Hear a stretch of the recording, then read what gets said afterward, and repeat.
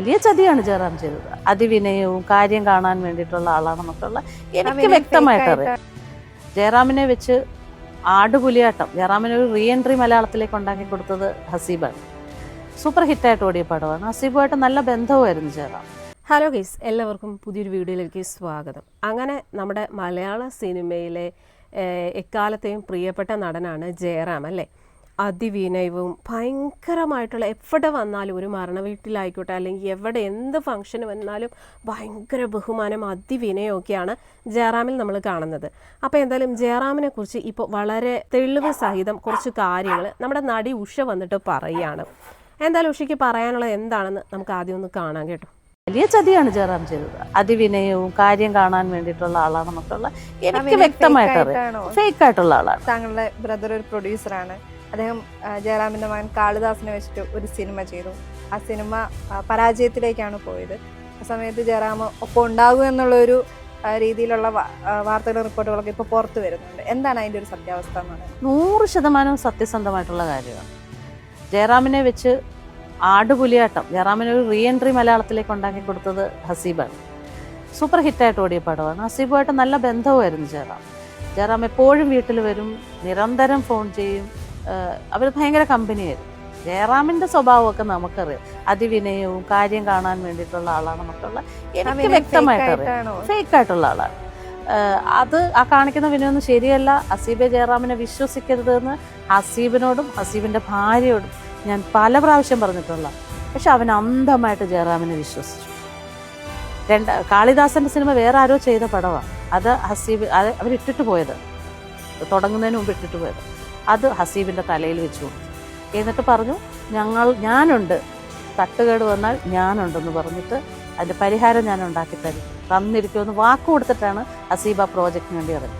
എൻ്റെ ഭർത്താവ്, എൻ്റെ ബ്രദർ, ഇളയ ബ്രദറും പറഞ്ഞു, ഹസീബെ പോയ പൈസ പോയി, ഇതിന് മുമ്പോട്ട് പോകരുത്, അത് വിട്ടേക്കെന്ന് പറഞ്ഞിട്ടും ജയറാമേട്ടനോട് ഞാനൊരു വാക്കു, ജയറാമേട്ടൻ എൻ്റെ കൂടെയാണ്, എനിക്ക് ജയറാമേട്ടൻ ധൈര്യം തന്നിട്ടുണ്ടെന്ന് പറഞ്ഞാണ് ആ പടം പൂർത്തിയാക്കി. വലിയ ബഡ്ജറ്റിൽ ചെയ്ത സിനിമ ഫ്ലോപ്പായിപ്പോയി. സാമ്പത്തിക ബാധ്യതകൾ വന്നു, അവൻ മാനസികമായിട്ട് തകർന്നു. പിന്നീട് അവന് സ്ട്രോക്ക് വന്ന് അവൻ മരണത്തിൽ നിന്നാണ് രക്ഷപ്പെട്ടു വന്നത്. കീഹോൾ സർജറിയൊക്കെ ചെയ്യേണ്ടി വന്നു. അതെല്ലാം മലയാള സിനിമയിൽ എല്ലാവർക്കും അറിയാം. പക്ഷെ ജയറാം മാത്രം അറിഞ്ഞിട്ടില്ല. ജയറാം മാത്രം ആ കാര്യം അറിഞ്ഞിട്ടില്ല. ബാക്കിയുള്ള സകല ആൾക്കാരും അറിഞ്ഞിട്ടുണ്ട്. നിരന്തരം ജയറാം വിളിച്ചുകൊണ്ടിരിക്കുന്ന ആളാണ്. ഈ പടം ഫ്ലോപ്പായിട്ട് പോലും ഹസീബിനെ വിളിച്ചിട്ട് എന്താണെന്ന് ചോദിച്ചിട്ടില്ല. എന്താണെന്ന് അന്നും ചോദിച്ചിട്ടില്ല. പിന്നീട് മകളുടെ കല്യാണത്തിനാണ് വിളിക്കുന്നത്. എത്രയോ 2-3 വർഷത്തിന് ശേഷം ജയറാം വിളിച്ചപ്പോൾ ആണ് ജയറാം അയ്യോ എന്ത് പറ്റി എന്ന് ചോദിച്ചു. അങ്ങനെ വോയിസ് മെസ്സേജ്, ഹസീബിന് സംസാരിക്കാൻ പറ്റുന്നില്ല, വൈഫാണ് സംസാരിക്കാൻ, ഹസീബിന് ആ വോയിസ് ക്ലിപ്പ് എൻ്റെ കയ്യിലും ഉണ്ട്. ഞാൻ ഉണ്ട്, എൻ്റെ വാക്ക് കേട്ടിട്ടാണെന്ന് ഞാൻ എപ്പോഴും കണ്ണനോട് പറയും. എൻ്റെ ഒരൊറ്റ ഉറപ്പിന്മേലാണ് ഹസീബ് ചെയ്തത്. ഹസീബ് അതിന് ഞാൻ വരുന്നുണ്ട്, 10 ദിവസത്തിനകം ഞാൻ വീട്ടിലേക്ക് വരുമെന്ന് പറഞ്ഞു. ഇന്ന് വരെ വന്നിട്ടില്ല. കേട്ടല്ലോ, സഹോദരനാണ് ഈ ഹസീബ് എന്ന് പറയുന്നത്. പുള്ളിക്കാരൻ ഈ പറയുന്ന ജയറാമിൻ്റെ മകനെ വെച്ചിട്ട് ഒരു സിനിമ ചെയ്തിട്ടുണ്ടായിരുന്നു, ഹാപ്പി സർദാർ. 8 നില പൊട്ടിയൊരു സിനിമയാണ് കേട്ടോ. ആ സിനിമയുടെ പൊട്ടിപ്പാളീസായിപ്പോയി. അപ്പോൾ ആ സിനിമയ്ക്ക് എന്ത് നഷ്ടം വന്നാലും അത് ഞാൻ പരിഹരിക്കാമെന്നൊക്കെ പറഞ്ഞിട്ടാണ് ഈ ജയറാം ഈ ഒരു സിനിമ അയാളെ കൊണ്ട് ചെയ്യിപ്പിച്ചത്. ആ സിനിമ 8 നില പൊട്ടി. അവസാനം ആ വ്യക്തിക്ക് കടബാധ്യതകളും അതിൻ്റേതായിട്ടുള്ള ബുദ്ധിമുട്ടുകളും കാര്യങ്ങളും, അവസാനം അദ്ദേഹത്തിന് സ്ട്രോക്ക് വന്നു, വല്ലാത്ത ഒരു അവസ്ഥയിലായി. എന്നിട്ട് പോലും ഈ പറയുന്ന ജയറാം വിളിച്ച് തിരക്കുകയോ ഒന്നും തന്നെ ചെയ്തിട്ടില്ല എന്ന്. അതിനുശേഷം ഇപ്പോൾ ഒരു വോയിസ് നമ്മൾ കേൾക്കുന്നുണ്ടല്ലോ, അത് ഞാൻ കണ്ണനോട് എപ്പോഴും പറയും, ആ വോയിസ് നമുക്ക് കേൾക്കാം കേട്ടോ. അത് ഈ പറയുന്ന ഹസീബിൻ്റെ ഫോണിലേക്ക് അയച്ച വോയിസാണ്. എന്താല്ലേ നമ്മളൊക്കെ കാണുമ്പോൾ ഇവരൊക്കെ എത്ര നല്ല നടന്മാർ, എന്ത് വിനയമുള്ളൊരു നടനാണല്ലേ ഈ പറയുന്ന ജയറാം. പക്ഷെ ഇവരുടെയൊക്കെ യഥാർത്ഥ സ്വഭാവം ഇപ്പം മനസ്സിലായില്ലേ. എന്നാൽ ഇവരൊക്കെ എത്ര സിനിമകൾ അഭിനയിച്ച് എത്ര പണം ഇവർ സമ്പാദിച്ചിട്ടുണ്ടാവും. ആ ഒരു സിനിമ പൊട്ടിപ്പോയെങ്കിലും അതിന് വന്ന നഷ്ടം സിമ്പിളായിട്ട് ഈ പറയുന്ന ജയറാമിനൊക്കെ കൊടുത്ത് പരിഹരിക്കാവുന്നതേ ഉള്ളൂ. പക്ഷെ അവരൊന്നും അതിന് തയ്യാറാവുന്നില്ല. അവർക്കൊന്നും മതിയായിട്ടില്ല. എത്ര സിനിമകൾ, എത്ര കോടികളുണ്ടാവുമായിരിക്കുമല്ലോ ഇവർക്കൊക്കെ. എത്ര ഇവർ സമ്പാദിച്ചിട്ടുണ്ടാവും. അതിൽ നിന്ന് ആ സിനിമ ചെയ്ത് സ്വന്തം മകനെ വെച്ചിട്ട് അങ്ങനെ ഒരു സിനിമ ചെയ്ത് അത് പൊട്ടിപ്പാളീസായിപ്പോയി. ഈ പറയുന്ന ജയറാം വാക്ക് കൊടുത്തിട്ടാണ് ആ ഒരു സിനിമ അയാൾ ചെയ്തത്. അവസാനം അത് പൊട്ടിപ്പോയി. എന്നാൽ അതിന് വന്ന നഷ്ടം തീർക്കേണ്ടത് ആരുടെ ചുമതലയാണ്? ഈ ജയറാമിൻ്റെയാണ്. ജയറാം പിന്നെ വിളിച്ചിട്ടില്ല, തിരക്കിയിട്ടില്ല, ഒന്നും തന്നെ ചെയ്തിട്ടില്ല. പിന്നെ ഈ ഹസീബ് എന്ന് പറയുന്ന വ്യക്തിക്ക് വയ്യാക വന്നു, സ്ട്രോക്ക് വന്നു. എന്നിട്ട് പോലും ഈ പറയുന്ന ജയറാം അതൊന്നും അറിഞ്ഞതുമില്ല, വിളിച്ച് തിരക്കിയതും ഒന്നും തന്നെ ഇല്ല. അവസാനം മോളുടെ കല്യാണം വന്നപ്പോൾ അത് പറയാൻ വേണ്ടിയിട്ട് വോയിസ് അയച്ചപ്പോഴത്തേക്കിനാണ് സംഭവങ്ങളൊക്കെ പുള്ളി അറിയുന്നത്. എന്ത് ദുഷ്ടരാണല്ലേ!